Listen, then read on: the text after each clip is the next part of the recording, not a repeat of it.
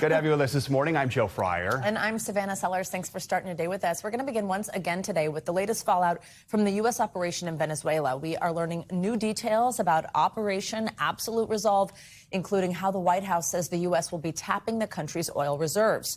In a post to Truth Social, President Trump said Venezuela will be turning over up to 50 million barrels of oil to be sold in the U.S. Comes as the Pentagon confirmed 7 U.S. service members were injured in last weekend's raid. 5 of them have already returned to duty.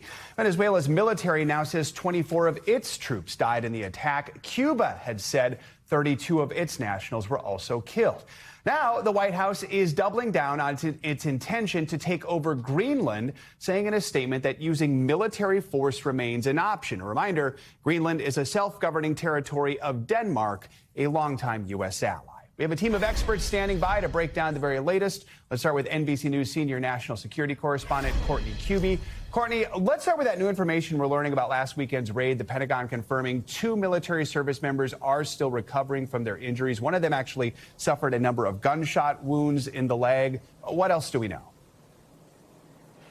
Yeah, Joe, we know at least 7 individuals, 7 U.S. service members were injured in that raid, and that 5 of them were returned to duty relatively quickly. The other 2, as you mentioned, remain hospitalized, one with some gunshot wounds to the leg area. The real question is exactly when and how did this happen? Now, based on the description that we got from the chairman of the Joint Chiefs, General Dan Kane, on Saturday, it seems as if this exchange of gunfire and the majority, if not all of these injuries, may have occurred actually at the compound where this extraction team went in and took Nicolas Maduro and his wife and took them into custody, because we know from the chairman that, in fact, there was what sounds like a pretty fierce gun battle there that included 1 U.S. helicopter being damaged in the exchange of gunfire. But again, all we know is that these individuals were injured. 2 of them at least were relatively serious, still hospitalized. We don't really know exactly where, when, or how these injuries occurred still, Joe.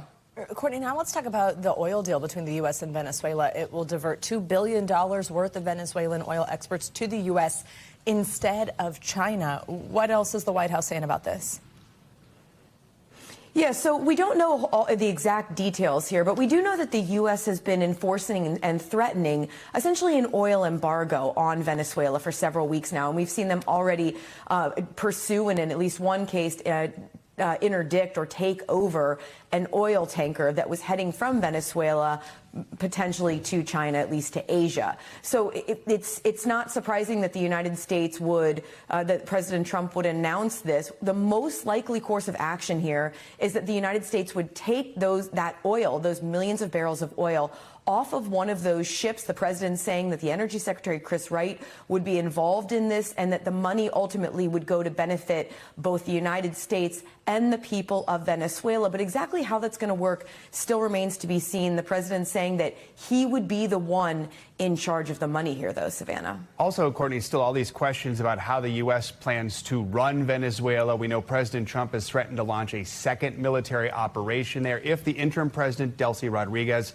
stops cooperating with the U.S. We're also learning U.S. officials had actually been in discussions with her and her brother months before the raid. That's according to 2 people who are familiar with a classified briefing to some of the top members of Congress this week. So where do things stand with that right now? Yeah, I mean, I think the biggest question that remains is, I mean, what happens going forward? But the leadership and how exactly the United States is, as the Trump administration has told us, going to be directly involved in running Venezuela going forward. What is that going to look like? And guys, every single day we seem to get a new detail that almost makes it more confusing, right? So we now know, as you said, that Delcy Rodriguez, who's now the acting president in Venezuela, she was sworn in over the weekend after serving as the vice president, that she and her brother, Jorge Rodriguez, were involved in some kind of discussions with administration officials for months now, going back into 2025. But how exactly did that lead to or play out in this raid that we saw that led to, of course, Nicolas Maduro and his wife being taken into custody and now under indictment?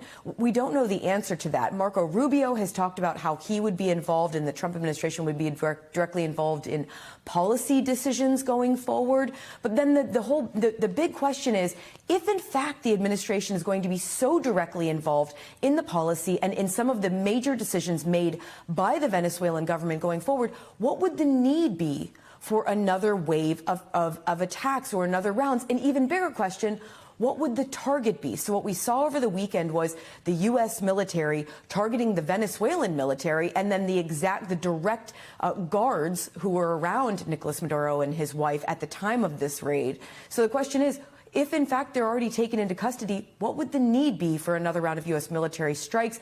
We know that the military remains in the region, so if they wanted to take another round, they definitely have the firepower there to do so. Courtney, before we let you go quickly, we do want to talk about Greenland. In a statement yesterday, the White House said that it is a, quote, national security priority to acquire the Danish territory, even threatening to use military force if necessary. Several U.S. NATO allies have pushed back against that threat. But what else did the White House say here, and how are NATO leaders responding? Yeah, I mean, NATO is pushing back pretty hard on this, particularly the idea of any kind of a U.S. military intervention for the U.S. to acquire Greenland here. The officials that we're speaking with are saying, yes, absolutely, military interventions on the table, but they're pointing to this hope that they can resolve this more diplomatically. Just candidly, the U.S. is talking about potentially trying to buy Greenland. So, I mean, that's not unprecedented, the U.S. buying territories, but we don't have, it's another thing that we just don't have a lot of detail on. I think the notion of a military intervention here is much further off than the idea of the Trump administration's hope of a diplomatic outcome, and that is exactly because of NATO's involvement. Greenland, as you mentioned, Joe, is part of Denmark. It's administered by Denmark. Denmark, a NATO ally.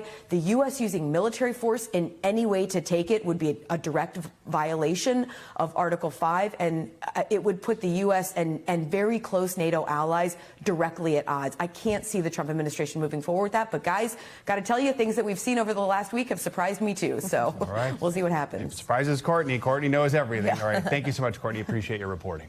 And now for some perspective from inside Venezuela, let's bring in Ana Vanessa Herrera. She's a freelance journalist based out of Caracas. Good morning. So we just talked with you last on Monday. Thanks for being with us again. Obviously, still so many questions, but for now, what is the mood like there? What are people focusing on? Well, they're focusing basically on the here and the now still.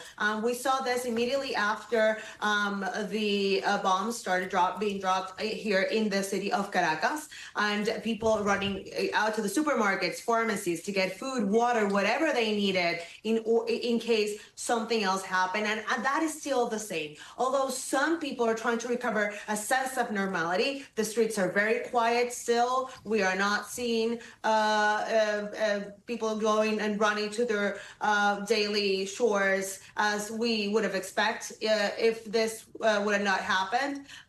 But for sure, people are still a little bit anxious, and it's complicated. I mean, for everyone here, they don't really know what to think, and the news keep changing so fast that people are just wondering, what to do next and what they should do to be safe. Anna, in addition to that eerie quiet, NBC News is reporting people are seeing an increased presence of government security forces, not to mention armed civilian militias. Tell us more about that and how people are reacting to how that's unfolding on the streets.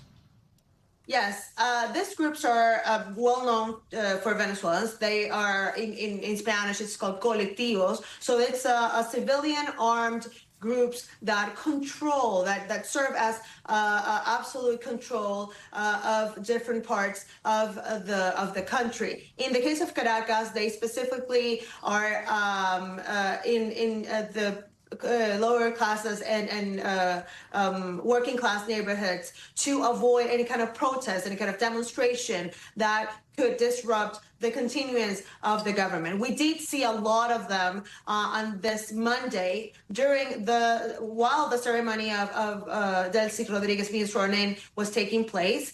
We have reports of colectivos being around the city of Caracas and other parts of the country. It is not as much as I would have expected by now, because I thought they were going to take over the city. And as you are seeing, most of the colectivos also work hand in hand with security forces, with, let's say, legally established security forces. We do want to ask you about the oil here, Anna. Overnight, President Trump says Venezuela will turn over up to 50 million barrels of oil to the U.S. How's that being received in Venezuela? Well, we need to first, we're waiting for confirmation from Delcy Rodriguez herself, because this would be an unprecedented deal, especially after what happened and how they took Nicolas Maduro. We do know that both Nicolas Maduro and Delcy Rodriguez were open to the U.S. Starting investments here in Venezuela. Nicolas Maduro saying so even in December, just days before he was captured in Caracas. And he said specifically that the U.S. Could come here and discuss the new investments. So, but the amount of the deal, the amount of barrels they are promising, allegedly, because again, Venezuela has not confirmed this, it's impressive. So yesterday, when Delcy Rodriguez was speaking for the first time officially as interim president, she said that Venezuela is being run by the Venezuelan government and that is not being run by any other force. So this breaks a little with whatever Trump is trying to push, the narrative that he controls not only her, but the country. Ana, thank you very much for joining us once again this week. Appreciate it. For more on the broader impact this is having in other Latin American countries, we're joined now by Alejandro Lavasco. He is an associate professor of Latin American history at NYU. Alejandro, professor, good to have you with us. So the Venezuelan Interior Minister's Instagram account posted this video yesterday. It shows him. He's surrounded by armed men who appear to be chanting, "Always loyal, never traitors." Explain what role these militia groups play and what you think is going on here. Yeah, so as Ana Vanessa was saying before, these groups are known as colectivos. They've been around for many years, in fact, some of them going back to the days before Hugo Chavez. But really, since the Maduro government took over, they've served a very surveillance as well as repressive role, especially in controlling popular sectors where, of course, the economic and political crisis has hit most. They also, of course, participate in repressing protests from the mainstream opposition. The question now, especially with the Interior Minister, who does seem to have a lot of sway with them, is how much can they control, how much can the interim authorities control these colectivos to give the appearance or the reality that they actually control the country? If they don't have the ability to create stability in Venezuela, the United States might be thinking that they made the wrong choice in leaving the regime in power. Let's turn to this announcement from President Trump about Venezuela's oil. We also want to ask you about this. What do you think other Latin American countries will think of this? I mean, I'm sure countries, especially that have many resources, natural resources to export, are very concerned. I think that they're thinking, if this is the type of extortion that we can expect of the influence of gunboats or military action might take in terms of shaping sovereign nations' foreign policies, they might be next. So part of the question here, and this is what your reporter was saying before, is what does this actually mean? Does it mean that it's the already seized oil? Does it mean that every shipment that will be going out of Venezuela over the next few weeks and months is going to be going to the United States? What happens to the administration of the revenues from that oil? Many questions remain, but the threat alone has to be quite unsettling. And when we talk about neighbors, we know the White House has already made threats against Colombia, Venezuela's western neighbor. The president saying the U.S. could potentially launch a military operation there. We know Colombia's president has rebuked him for that threat. What are the biggest risks posed by just all these escalating tensions for the region? Well, the most immediate risk is, of course, of any kind of military action elsewhere beyond Venezuela. But beyond that, and we've already seen these with the statements around Greenland, certainly Colombia, as you mentioned, but also some threats against Mexico, is the idea that the United States seems to be running rampant and making policy through threat alone. And this, of course, for countries like Colombia, where the sights now seem to be set on, especially for Gustavo Petro, the president, have to be completely terrifying as a potential, because this is a democratically elected president. It's a stable government otherwise. But if the threat of instability becomes real, then he may have a lot of problems domestically in terms of remaining in control. Alejandro Velasco, thank you so much for joining us this morning. We appreciate it. Well, closer to home, Nick Reiner will appear in court later today to be arraigned on murder charges in the killing of his parents, acclaimed director Rob Reiner and his wife Michelle. The couple was found stabbed to death at their Brentwood home last month. The LA County Sheriff's Department tells NBC News Reiner is still being monitored, but that blue suicide prevention smock he was seen wearing in court last month has now been removed. The 32-year-old faces 2 counts of first-degree murder. He's being held without bail at a jail in downtown LA and has not yet entered a plea.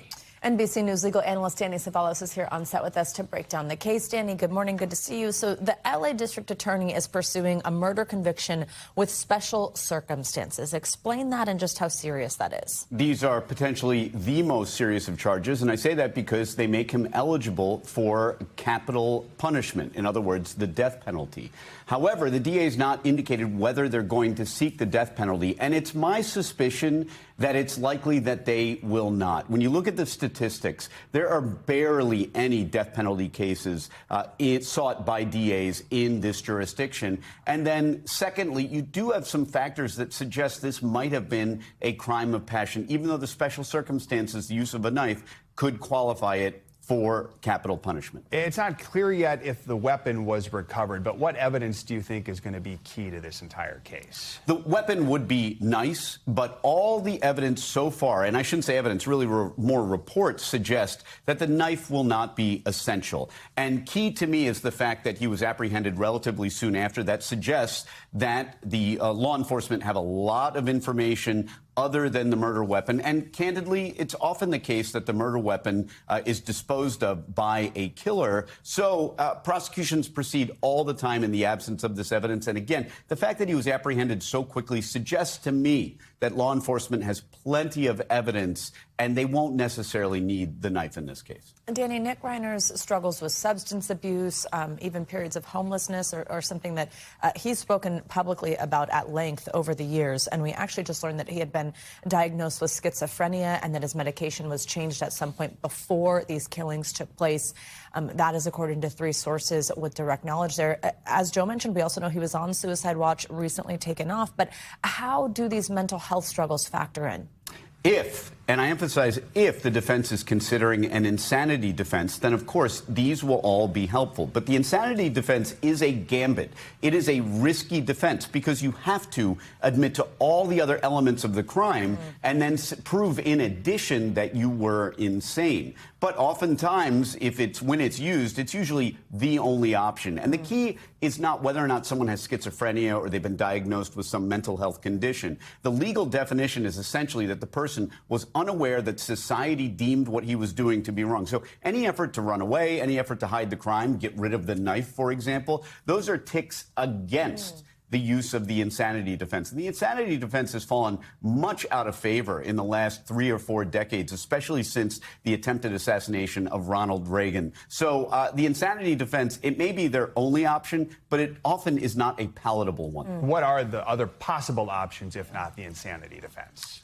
What I call SODI, S-O-D-D-I, some other dude did it. Now, I didn't make up that acronym. It's just used by defense attorneys everywhere. I don't think that's very likely because, again, there has been so much reporting that he was apprehended and a suspect almost immediately. And in fact, there are even reports of his odd behavior the night before, which is going to be thumbtacked onto the huge body of evidence I suspect law enforcement has. Again, the key to me is how he was a suspect virtually immediately. The police zeroed in and there was nobody else on their mind. Of course, as a defense attorney, that can often be the tunnel vision defense. You didn't consider the other possibilities because you zeroed in on my client.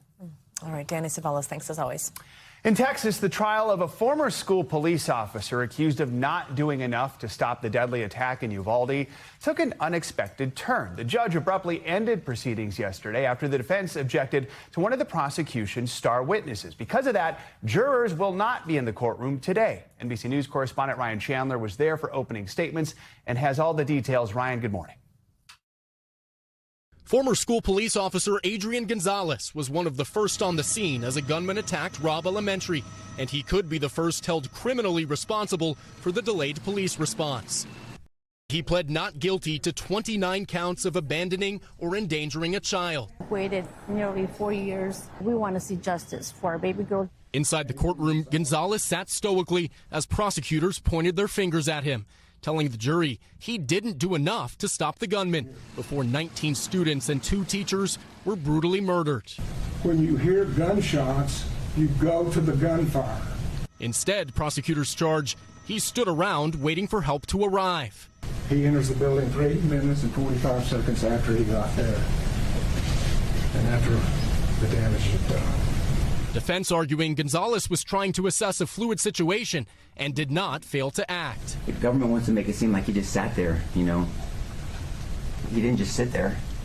He did what he could with what he knew at the time. They encouraged the jury to not blame Gonzalez for the crimes of the shooter. The monster who hurt those children is dead. The jury was presented with these photos of the shooter's vehicle and a rifle nearby, security footage, and frantic 911 calls. Of the hundreds of officers on scene, Gonzalez and former Uvalde Schools police chief Pete Arredondo are the only 2 being charged. Gonzalez faces up to 2 years in prison for each charge. In the room, family members watched a day they've demanded for years. Justice finally is going to be served. Juanita and Jesse Rizzo's 9-year-old niece, Jackie Caceres, was killed in her classroom. What does justice really look like for you? Allowing the families, survivors, victims, some sense of closure, some sense of understanding, accountability. That's justice to me. Ryan Chandler, NBC News. And attorneys from both the defense and prosecution will be in court today sorting out that disagreement with the judge. Families of the victims say they are hoping the snag does not force a mistrial. As of now, jurors are set to return to the courtroom tomorrow for more testimony. Across the South, warmer than average temps are in the forecast. So let's take a look at your Morning News Now weather. Angie Lassman's in studio with us. Angie, good morning. Hi, guys. Good morning. And where the heck is winter? That's what a lot of people are probably asking here as they get through their day today. When you see these temperatures surging, especially into the afternoon hours, notice the upper 70s, low 80s that are expected across parts of the South. New Orleans is going to hit 78 degrees for your high temperature today. We've got Tallahassee into the upper 70s, Memphis, mid 60s, even Chicago running about 13 degrees above normal and topping out just into those mid 40s for the day today. These temperatures, of course, above normal, warmer than average, and that extends all the way out to the East Coast, Philadelphia as well, hitting a high temperature today of 53 degrees. Not feeling like January by any means, and that essentially continues into tomorrow, too. You can see anywhere from the Rockies stretching to the East Coast, from top to bottom, we are running above normal. Paducah tomorrow, going to see temperatures 24 degrees above where we should be, and it's the overnight temperatures, too. Those temperatures not cooling down as much as we normally see them. So you'll wake up and get out the door on each of these mornings and things will be above normal as well. Upper 40s for New York City tomorrow for the afternoon hours, and then still those 70s hanging on strong across parts of the South. Big picture look through the weekend. We do see a bit of a cooling trend. It's nothing too abrupt, I would say. We've got Milwaukee going from the 40s to the 30s. So kind of more typical temperatures settling in by Sunday. Hartford ends up into the upper 40s for Friday and low 40s for Sunday. Again, not abrupt at all. Raleigh, you hit those 70s for your Friday and Saturday plans, and then back to the 50s you go. Still fairly mild for this time of year on Sunday, 57 degrees for the high there. And then we do see a bit of a turn in temperatures for Cincinnati. We go from those upper 60s on Friday to the upper 50s by Saturday, guys, and ends up into the upper 30s by Sunday. But still, okay. I mean, upper 30s for January, that's pretty typical. And we've got a couple of days in there where we're going to enjoy some temperature, but we don't have a whole lot of snow on the ground. Yeah. And this is only going to, reduce that number as well. So make it very summer-like, spring-like. Exactly. Right. Bizarre. Thank you. You got it. We thank you for watching, and remember, stay updated on breaking news and top stories on the NBC News app or watch live on our YouTube channel.